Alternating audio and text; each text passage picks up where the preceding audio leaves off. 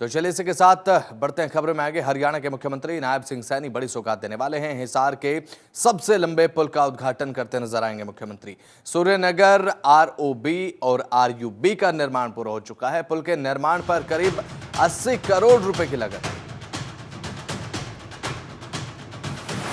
तो बड़ी खबर आपको दे रहे हैं, हिसार के सबसे लंबे पुल का उद्घाटन मुख्यमंत्री नायब सिंह सैनी करते नजर आएंगे। हरियाणा के मुख्यमंत्री नायब सिंह सैनी बड़ी सौगात देने वाले हैं। हिसार के सबसे लंबे पुल का उद्घाटन करेंगे। सूर्यनगर आरओबी और आरयूबी का निर्माण पूरा हो चुका है और साथ ही आपको बता दें कि पुल के निर्माण में करीब 80 करोड़ रुपए की लागत आई है।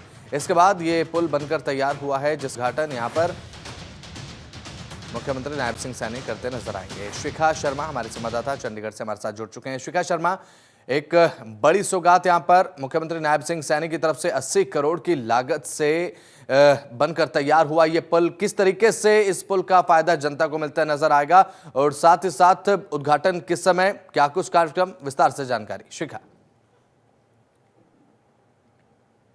पहले जो वो हिसार में एक जाट शिक्षण संस्थान जो है उसकी शताब्दी है, उसके समारोह में शामिल होंगे। उसमें भी लोग जो होंगे उनको वो संबोधित करेंगे, उनसे बातचीत करेंगे और उसके बाद जो है वो इस पुल का उद्घाटन जो है वो करेंगे, जिसकी लगभग लागत जो है लगभग 80 करोड़ जो है वो मानी जा रही है। देखिए, सबसे बड़ी बात है कि सरकार बनने के बाद एक बड़ी सौगातों में से एक बड़ी सौगात जो है वो हिसार की जनता को दी जा रही है और कहीं ना कहीं हिसार ने जीत में जो एक बीजेपी सरकार को मिली है उसमें एक अहम रोल निभाया है। और ये पुल जो था वो काफी समय से बन रहा था, पर जनता ये जानना चाह रही थी कि पुल जो है कब बनेगा या जनता को उसका लाभ मिलना जो है वो कब शुरू होगा। तो आज जो है उसका उद्घाटन होने जा रहा है और अब जनता को जो है लाभ मिलना शुरू हो जाएगा। उसके बाद हिसार में एक दो कार्यक्रम और मौजूद रहेंगे, जनता से रूबरू होंगे और ये भी कहा जा सकता है कि जिस तरह से एक भव्य जीत जो बीजेपी को हरियाणा में मिली है, कहीं ना कहीं जो वादे किए गए थे पार्टी के द्वारा जनता से, वो सारे वादे जो है वो पूरे किए जा रहे हैं। बिल्कुल।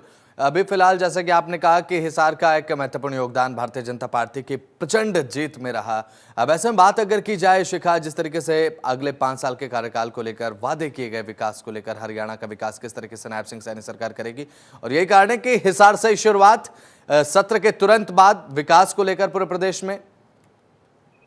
देखिए, बीजेपी सरकार जो है वो जनता के बीच में जाने के लिए कभी भी चुनावों का इंतजार नहीं करते कि चुनाव आएंगे फिर हम जनता के बीच में जाएंगे। हमने पहले भी देखा, जब पूर्व मुख्यमंत्री जो मनोहर लाल खट्टर थे वो लगातार जो संविधान थी वो लगाते रहते थे। उन्होंने अपने एमएलए को भी ऑर्डर दिए थे, मंत्री को ऑर्डर दिए थे, लगातार महीने में 1 या 2 बार जनता की जो शिकायत सुनने के लिए केंद्र जो है वो लगाया गया था कि जनता जो है वो डायरेक्ट अपने एमएलए से, अपने मंत्री से कॉन्टेक्ट कर पाए। और कहीं ना कहीं सीएम जो थे वो खुद भी इस तरह की शिकायत शिविर जो थे वो लगाते थे जहाँ पर जनता जो थी सीएम से रूबरू होती थी। तो कहीं ना कहीं ये हमने देखा है कि पार्टी की एक बड़ी बात है कि वो लगातार जनता से जो है वो मिलती जुलती रहती है, लोगों के बीच में जाती रहती है, ताकि निजी स्तर पर जो कमियां रह गई हैं, जो काम नहीं हो पा रहे हैं, या अगर कोई भी अधिकारी किसी तरह की लापरवाही कर रहा है वो ऊपर तक पहुंच जाए।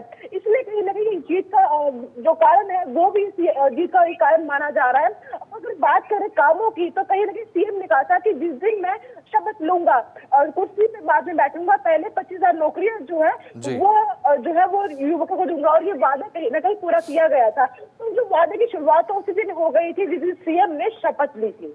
चलिए ठीक है, बहुत बहुत शुक्रिया शिखा, जुड़ी आप महत्वपूर्ण जानकारी साझा आपने की, बहुत बहुत शुक्रिया आपका।